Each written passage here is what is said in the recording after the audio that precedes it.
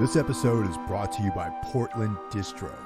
If you love underground music and movies, go to portlanddistro.com for licensed shirts, vinyl, CDs, and more.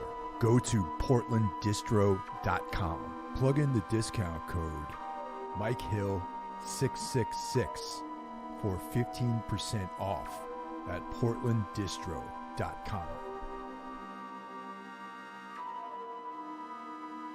Greetings, everyone.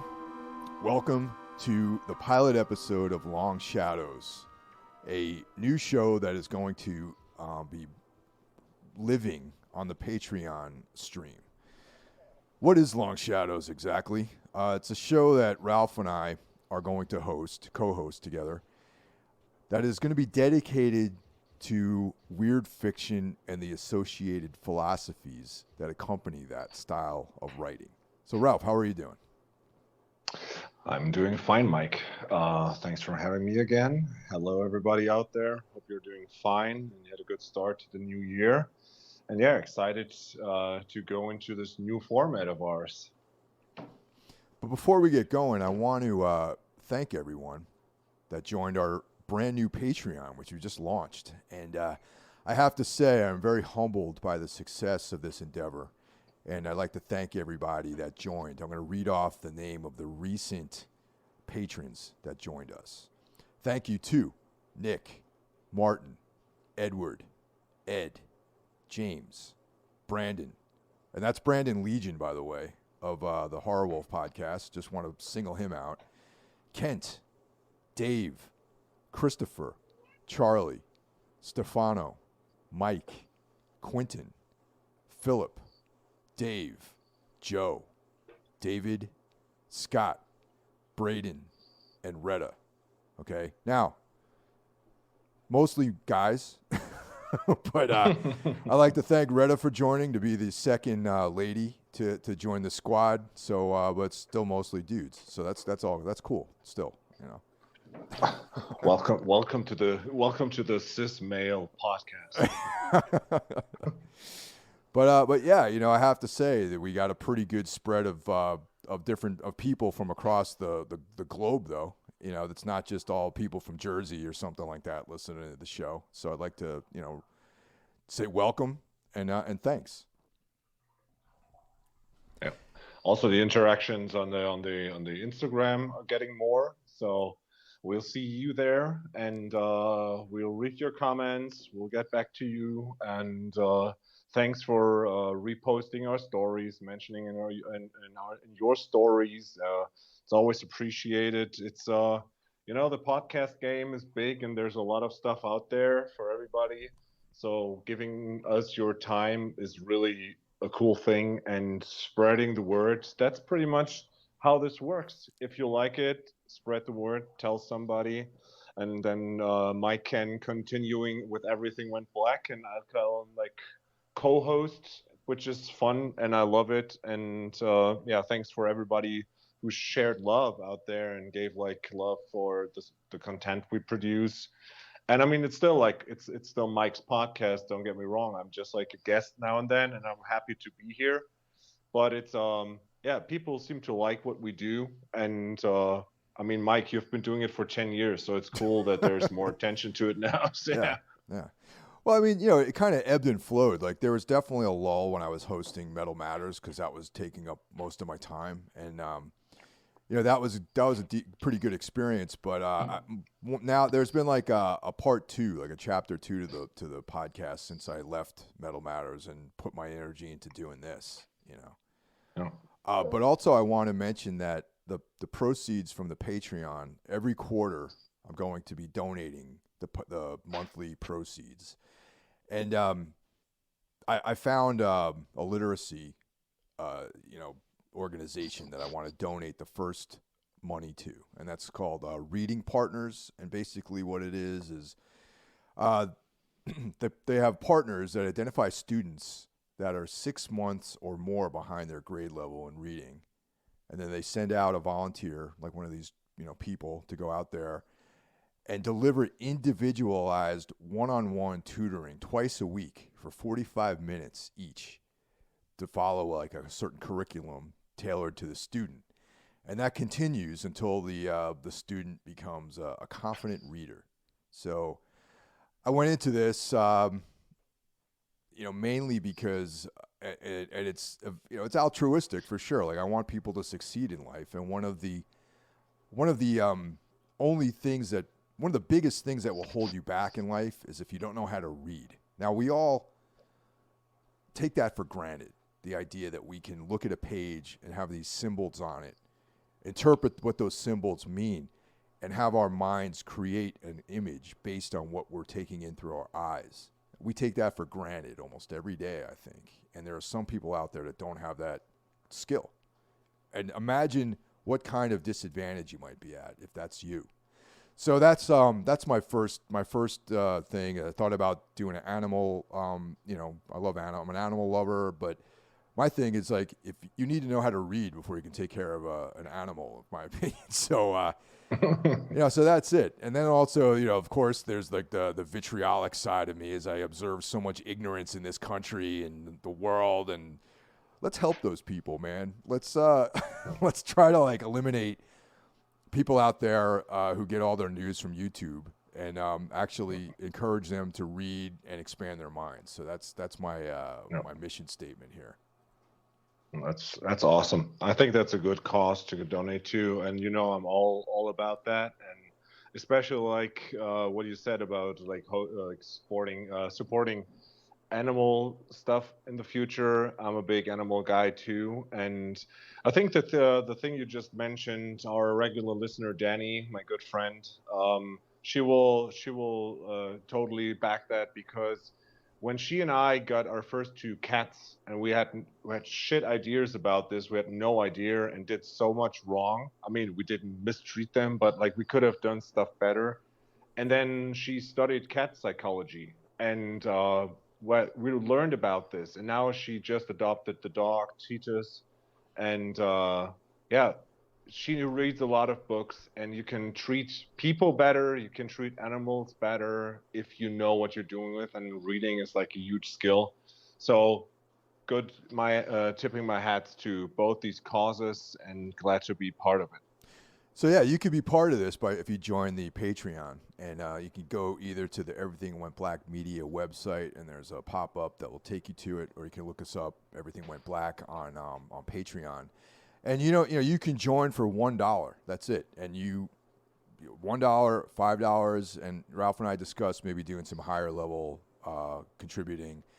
But right now, what that buys you is all of the bonus content. This show is the future episodes of Long Shadows is going to be on Patreon. There's a bunch of different things I've already put up there that have to do with writing new Tombs material, some of the older bands that people have been interested in, live radio broadcasts that have been recorded, demos, future projects, like that kind of stuff.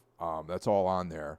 And you also get early access at the $5 level to all of the regular shows. I mean, all this stuff is recorded in advance and scheduled. So if you got to have it right away, and you join at $5, you get access to everything that is scheduled to come out at once. So you can listen to hours and hours and hours of me droning on, or talking to some guest or whatever. So that's all the stuff you get, and then you also get the quarterly. You can be part of the quarterly donation to a charity that we can also agree on. Like, this is my first idea of this reading partners charity. But as time goes on, we can interact, and if anyone wants to suggest something, we can do that. And that's how it works. Awesome. Yeah. So. Go ahead. Yeah. Let's tell the people what we have in store for them with Long Shadows. Okay. So first, I decided, what is weird fiction? Like, I take it for granted that no one knows what the hell I'm talking about. Like, I remember I was at a horror convention, and there was an author there, and I was looking at his books, and he's like, well, what do you, what are you into? What do you like? He asked me, and I was like, weird fiction. And he's like, looked at me with a puzzled look on his face. And I'm like, oh, that's not something that people say all the time, I guess. It's like, I'm into horror, I'm into zombie stories, I'm into werewolves. I mean, I like all that stuff too. I like science fiction, I like hard sci-fi, whatever. So let's kind of define what weird fiction actually is. And, we can discuss these meanings here. Yeah. So yeah, when did it start? I think the actual term weird fiction was branded somewhere in the 1930s. Pretty much like, to quote one of the maybe the most innovative and most important person when it comes to this is Edgar Allan Poe. No, H.P. Lovecraft. Sorry, got confused there with the pioneer. And I mean, there's this distinction between horror and straight up horror and gothic and weird fiction. And he says, like, weird fiction needs to have an atmosphere of breathless and unexplainable dread. And that's kind of a good summary. So, weird fiction, mostly short stories, mostly something you read, and there's this kind of feeling of dread and misery in the air, but if you couldn't really grasp it, it doesn't necessarily have to have a monster in it or something. It's just like something is uncomfortable and it scares you a bit, and it can be from all sorts of reasons. Would you agree with that, Mike? I would agree with that statement, and I'm also going to add what weird fiction is not. Okay, so the things that are absent primarily from weird fiction are, your typical monsters like vampires, werewolves. Generally, there aren't any ghosts, even though there are spirit-like apparitions, possibly. None of that stuff is typically found in weird fiction. The monsters or entities are typically more on the cosmic level or of the ancient variety, or come from some other dimension or some other corner of the universe, or exist in like the mind, this like weird hyperspace reality that connects with the protagonist's mind somewhere. So it's not, in some cases, it's even like this formless creature, with like in a Lovecraftian story, there's a lot of formless creatures that he does this very vague description and allows your mind to formulate what this thing actually looks like. Yeah, that's why a lot of Lovecraft productions fail, because like they try to actually portray a monster and with stupid CGI, and then it mostly looks terrible. I mean, we talked about the show Lovecraft Country, which is only loosely related to Lovecraft, but they did some CGI monsters and it was just like cringeworthy. It was not good. Yeah, and one of the things that's interesting too is, like, just to cite a recently made film, Color Out of Space. The description of this color is, if you read the text, it's a color I've never seen before. It's like something that is completely tasked for the reader to formulate what this color actually looks like, because it's something that you've never seen before. So that's kind of like this. Some people have criticized Lovecraft's writing because he goes to that a lot when he talks about angles and geometry and colors. It's like, it's something you've never seen before. It's indescribable. But that is kind of the cornerstone of weird fiction, really. Yeah. And like you said, like, it's not your typical ghost story, but like these specters looming in the shadows or something. It could be a ghost in a weird fiction story, but it's not like there's this thing that you would portray in a white cloth with two dark eyes or something like this. Yeah. It's more, weird fiction is like, it's fucking with your mind, with your brain while reading.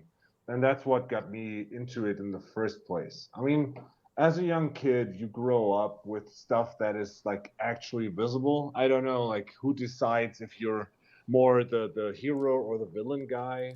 But I remember, like, when I started out watching, because I was thinking about, like, when did I get into weird fiction and what was my, like, entry point to that. But I remember, like, when I watched morning cartoons, watched Transformers, GI Joe, all this kind of stuff, I was always more attracted to the bad guys. I I wouldn't say like I'm a bad guy, but like I don't know, like in stories, this always attracted me the most. And when I got into horror movies, I kind of rooted for the bad guys, like these icons uh Freddy Krueger, which was one of my entry points, or Tim Curry as as Pennywise. So like this stuff always really fascinated me. And then when I got into horror, I I wasn't never a big fan of splatter or like really violent horror. That's still to this day not my thing. Um, but if it's something that is like looming in the shadows, something like Blair Witch, this really spoke to me. Yeah. Or the way Hereditary portrays horror. That's the kind of stuff that gets me. And I think weird fiction is exactly in that realm. You can't describe it properly. It's something that's just uncomfortable. And I wrote something down here because, like, as I mentioned before, I teach philosophy in school, and the general idea of philosophy is the question of why is a thing like it is? Why is someone acting like he is? Why is it this way? And the astoundment, the unease of not understanding something properly but wanting to know. And that's what drives you to read weird fiction. You want to know what it is. You're not going to be satisfied in the end, but the journey, that's what counts. Also, I'd just like to add that there's another term that's associated with weird fiction called cosmic horror, which actually, I think, dovetails into what you just said. And one of the things that with weird fiction / cosmic horror is that the idea that the universe and the world that you live in, that you're only perceiving maybe a fraction of what actually exists. And that's like one of the most awe-inspiring things about weird fiction, in my opinion. And, Lovecraft works with that quite a bit, where, as a human, you're experiencing the world and the universe in a certain way, but you're only taking in a fraction of what the universe really is like. And when that is revealed to the protagonist, it usually drives him insane, and he kills himself, or is driven into madness. So that's like a big point too.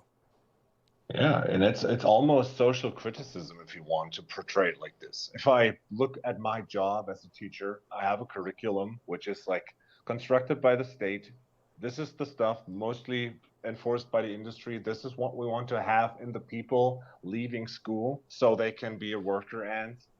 Um, you have like opportunities or possibilities to mention stuff outside of the box. But for example, I'm not allowed to state my political opinion, which I still do. And I could get fired for this. And it's just like I just taught like in a philosophy class, ninth graders, so they're 13 to 15, something like this. And you have to teach about the five biggest religions of the world. So we spoke about Judaism, Christianity, Islam, Hinduism, Buddhism. Of course, well, they were kind of interested, but then I did like a lesson on sects and spiritual cults, and brought into People's Temple and stuff like this.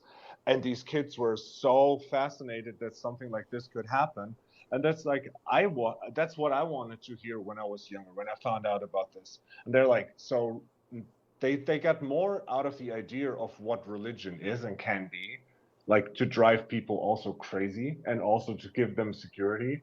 But that's the aspects of life that no one talks to you about. My parents never talked to me about sexuality or anything, or like criticism wasn't allowed. But there is this world outside of the stuff that regular people, the norm, outside of the norm, that what people tell you. And I think the writers of weird fiction, they really try to like make you doubt that everything you learn in school or from the norm is all that is out there. Yeah, exactly. And in general, I mean, I got into a lot of this stuff at a pretty young age, and I think that it was a really key to inspiring a lot of my imagination too, and it challenged you that the world as you perceive it might not be true. And I think that's like one of the biggest takeaways from reading this material. Yeah. I also want to add that there's a strong connection between weird fiction and dark fantasy, and that's kind of actually how I discovered Lovecraft, was through reading Robert E. Howard's Conan stories and some of his other, and Robert E. Howard actually has his own quote unquote weird fiction stories as well. And a lot of that has to do with the fact that there was a publication called Weird Tales that published all of these original guys. They had like Robert E. Howard, H.P. Lovecraft, Clark Ashton Smith. They all had their starts in this magazine, and they all had, with the exception of maybe Lovecraft, I don't think he had some sort of heroic fantasy style, dark fantasy stories as well. So there is a crossover with weird fiction and guys with swords and, that kind of thing too. So if you like that, there's stuff like that in there as well. Yeah, and also this is a typical aspect of these weird fiction tales is that they're mostly short stories. They're not like novellas of like 300 plus pages.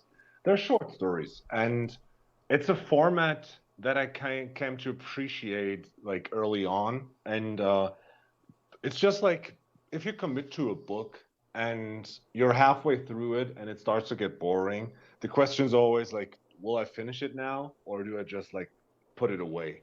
With short stories, it's just like, okay, this is like 10 pages, 15 pages, let it be 30 pages. But it's a goal you can easily like attack and can see if you want more.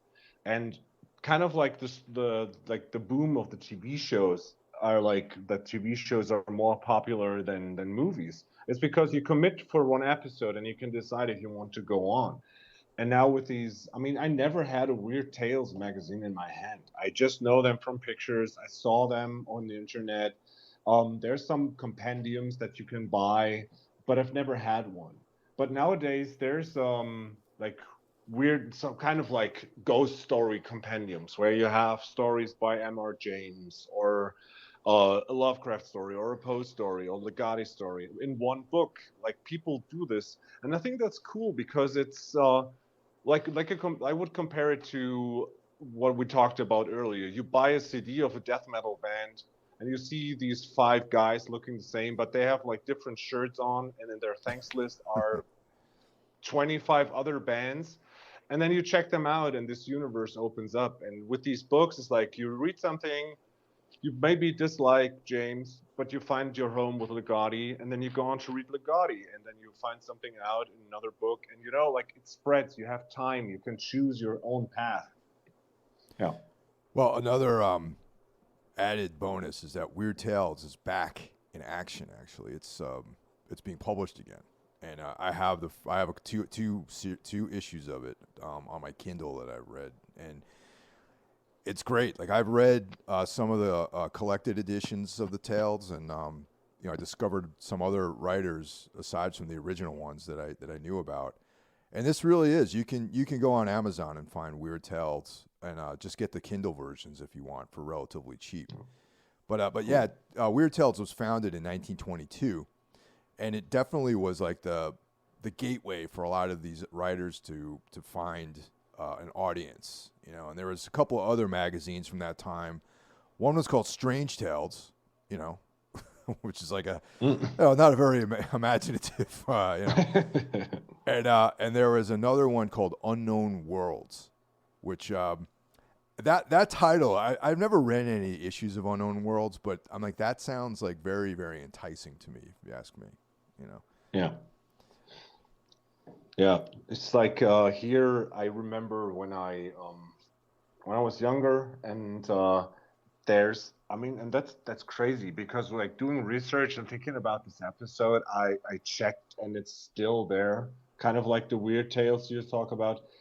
In Germany, we had something that the German listeners probably will all know. Like normally, when you go to a supermarket here, the last aisle before you go to the counter is magazines. So you have your TV magazines, and I wonder if people still read them nowadays, except for like people with 100 and above.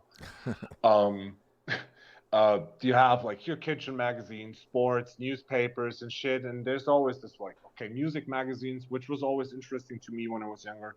But they also had like and like not animes, that's new now, but like they had some comic books in weird forms. So like they pressed like, I remember the Secret Wars of Avengers in a A5 format paperback, Oh wow. and yeah, stuff like this, like weird magazines in a way. And there's one thing that's just kind of like this, I think 70 pages A5 magazine called Gespenstergeschichten, which is ghost stories. And it's cartoons, like it's comic books. It's drawn in a really creepy way, and it always has like these weird stories that can be everything. It's not only ghost stories. I remember there was one about a spook. It's like, I think the Gold Bug of Edgar Allan Poe was portrayed there in a 10 pages comic book. Um, it had like something about a jester that was killing people, and then the next story was like a vampire story. So it had the same idea that I just mentioned, with like having three short stories that are creepy back to back in this cool drawing. And it could be everything. And I remember that I got into them, and they had weird fiction too in there, so stories that didn't have like a necessarily like a demon or a monster or a zombie, but something that was just creepy. And yeah, like I said, this is what spoke to me the most. And to this day in horror is like, what does it the most to me? Yeah. So I see if I can track down a copy of this, and I'll send you one over, just because it's just really done really cool. That's Yeah. awesome. Yeah. Yeah. There's also a couple of documentaries out there, and actually, let's talk about the S.T. Joshi, who is sort of an authority on this sort of stuff, specifically Lovecraft. Yeah. He's the author of I Am Providence, which is essentially a biography of Lovecraft, and he's also featured prominently in these two documentaries. One's a Lovecraft documentary, and the other one's called Emperor of Dreams, about Clark Ashton Smith. And they go, pretty deep into both authors' work, and both of them are essential to this form of writing, this genre of fiction. And the cool aside about the Lovecraft doc is a couple of years ago, before the plague, I went to the Salem Horror Fest, and spent a few days up there doing my thing. And one of the events that I went to was a screening of the Lovecraft documentary in a church, an old church that has been converted into like an arts center. And it was at the end of the day. It was in October, obviously, so it was dark out, and it was just fucking awesome, man. Going to this place, sitting at a pew, like in an actual church with all the stained glass and all this like iconography around you, and then having this projected and watching it on a projection, as a projection, and it was like, Oh man. really, really cool. And I've since then I've purchased it, to own. But actually, if you're a subscriber to Shudder, both of these documentaries are currently on Shudder right now, so you can watch them as part of your subscription. I haven't seen either of them, but I will track them down, as always, on my semi-legal ways, because we don't have Shudder. Man, Yeah. Yeah. It's always terrible when I see like you post something on Necro, or Brandon is posting something, or Carl. They all like give these great suggestions. Hey, it's on Shudder, watch it. I'm like, okay, yeah, let's see like which web page in shitty quality will offer it to me. That's a bummer, man. Yeah. Now, there's a quick disclaimer here. And in case like you're listening to this and you're like, wow, this sounds like it's right up my alley. Like, I love all the stuff you guys are talking about. I'm going to go back and start reading Lovecraft and Robert E. Howard and all this stuff. Now, the original stuff that came out, because of we're talking about, this stuff is written like almost 100 years ago. All right. So if you go online, you look up H.P. Lovecraft, there's tons of people out there in the kind of woke community who are citing him as being a racist and a xenophobe and all this stuff. Now, That's not entirely untrue. I feel like it's my responsibility or our responsibility to bring up that there are definitely things within the Lovecraft stories that are going to be offensive to you, and they offend me. But also, I have the ability to understand that is the result of the xenophobic times that this person lived in, and also of his very insular lifestyle. And you can not agree with someone's ideology and still appreciate the good that you see in their work. And that's what I'm going to say about Lovecraft and some of his contemporaries. I mean, I have, I always wonder, like, we got shit with planks because on our one CD it said, like, sounds like Dark Throne. And they were like, oh, no, you can't mention Dark Throne. I'm like, oh, God. And, I mean, I have Poe tattooed on my right arm, on the biceps, and on the triceps I have Lovecraft. And I never got shit for this because, I mean, Poe was pro-slavery in the beginning. And Lovecraft, yeah, he had his opinions, but both of them like went back and rethought what they like their opinions about that. But it was that time. It doesn't make it any better. I can't like of course my favorite Lovecraft story features a cat that has a name that I won't mention here right now because white people can't use the N-word, and yeah, that's the name of the cat. And it's just like, dude, like, does it have to be like this? But then again, it's like, it's been so long ago. I don't think that anyone will go back and like change the Lovecraft like stories and like take out these nods to stuff that's not cool. And I mean, nowadays movies get re-edited or something, but I don't think someone will go back and will change the rats on the wall. I hope not, and that's the thing. It's like I said earlier, a lot of this we're looking at 100 years ago, in all intents and purposes, that this material was authored, and in the early weird fiction and heroic fantasy, like even Robert E. Howard's work, there was a different perception of the other.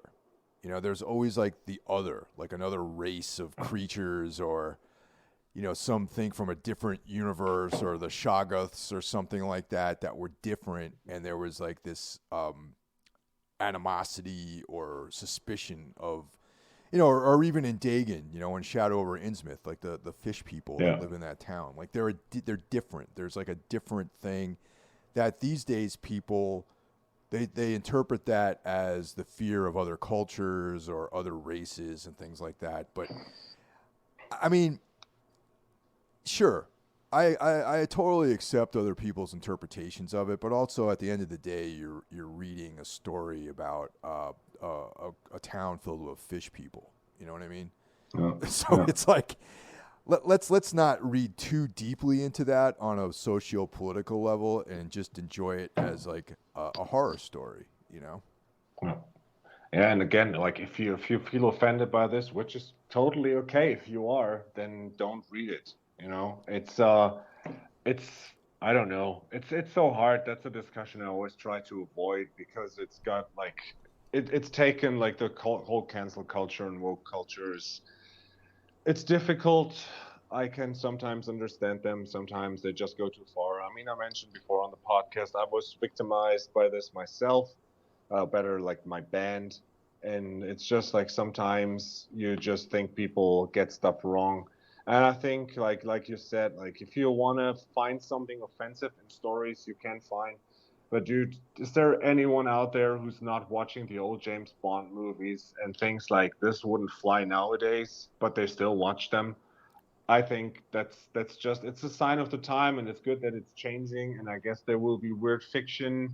There is tons of weird fiction that is politically correct, but the forefathers they lived in a different time, which doesn't make it okay, but it makes it maybe you can accept it, for what it is. Well, I'd like to add to that too, and I think that like with the quote unquote cancel culture of it eliminates critical thinking in a lot of ways. Where okay, I can't read this because it has this in it. It takes away your freedom to actually analyze and critically absorb something and understand what you don't like about it and what you do like about it, what's not valid and what is valid. And rather than just following like a checklist of items that are, you know, approved and not approved. And that approval criteria is also subject to change, you know, it's a fluid sort of thing. And I'm totally against any kind of stuff like that that takes away your ability to criticize something or to be critical in your thinking and to make your own decisions. So that's my statement on it.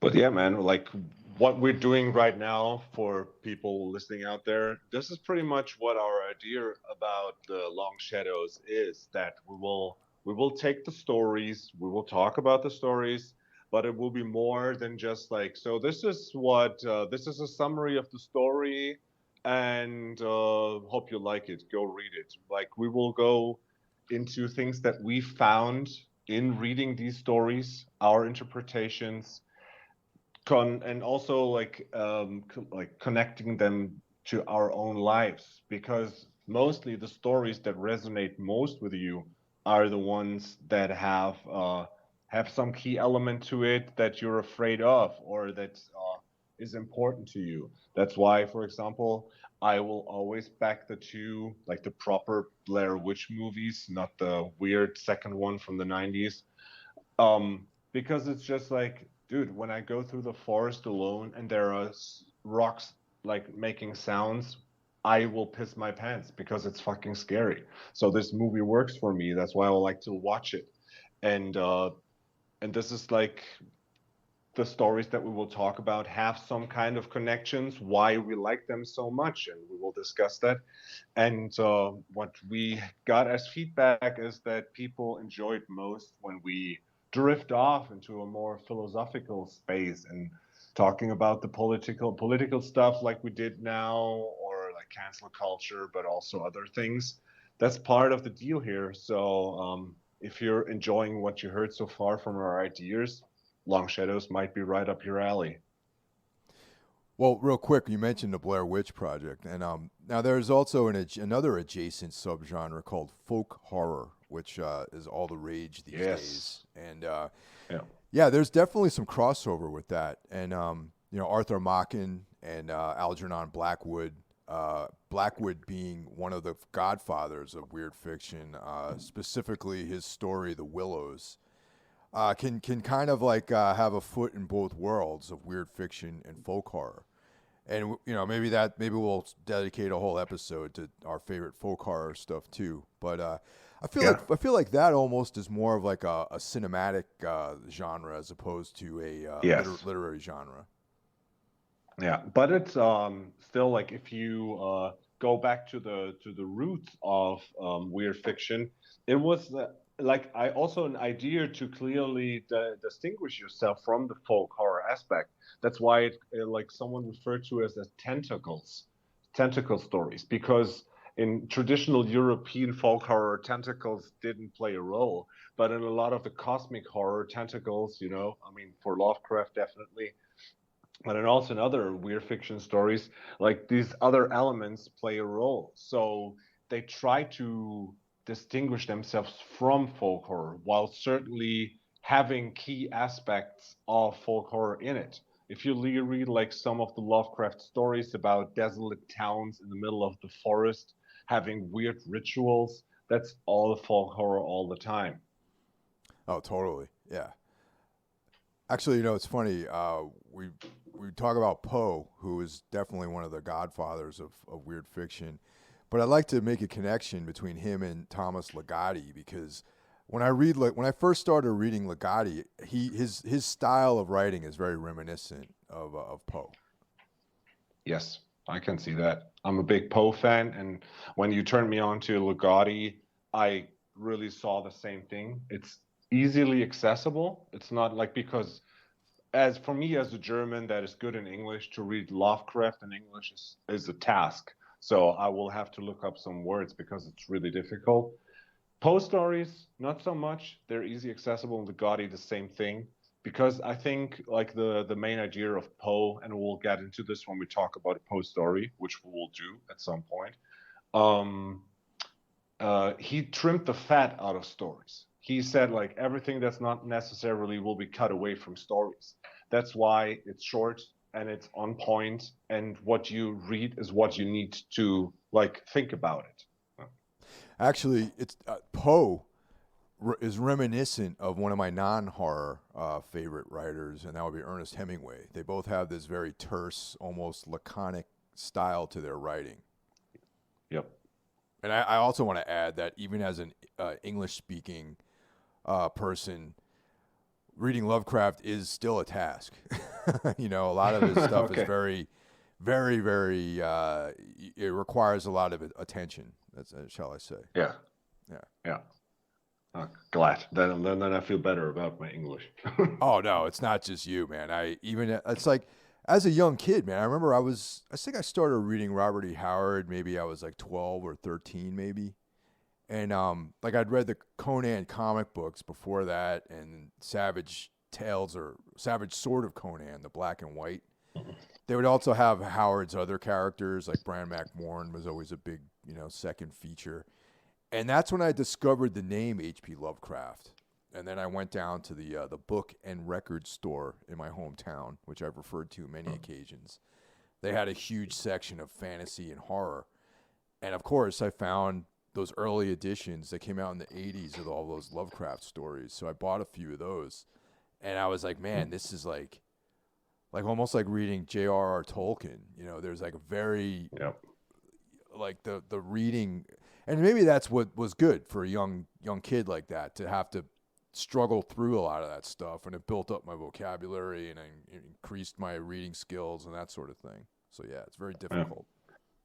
Yeah, I have the same comparison to Melville because and also Jules Verne. So like the French guys, when they wrote their stories, they also had a lot of like technical aspects that were really precise, especially like with the 20,000 Leagues Below the Sea and everything. Like to really get to the core of the story, you have to read like almost like a scientific essay or something. And yeah, that was difficult as a kid, but like you work your way through it and you can actually learn something from it.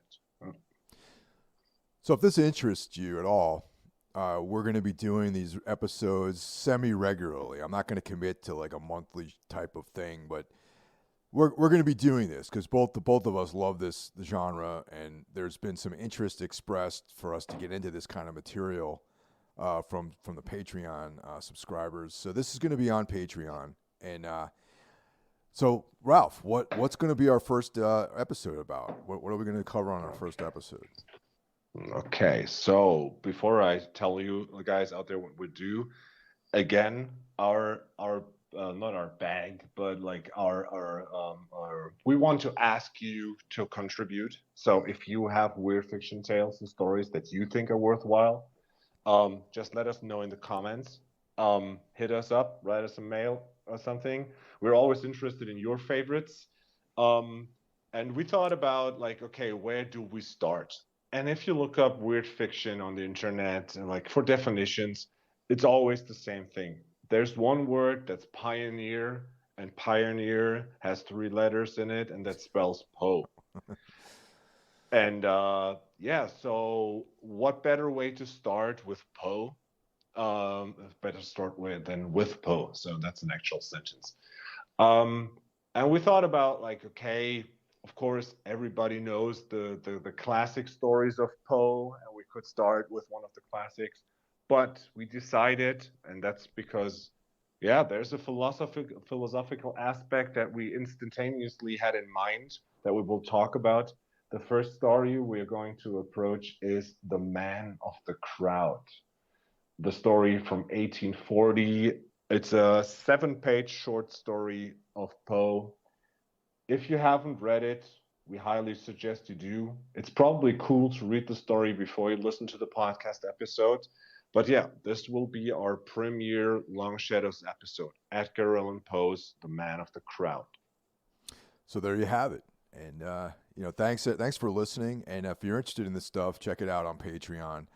Also, we have our Instagram account, which is gaining speed. And thank you, everyone who followed us on Instagram. So please follow us on that.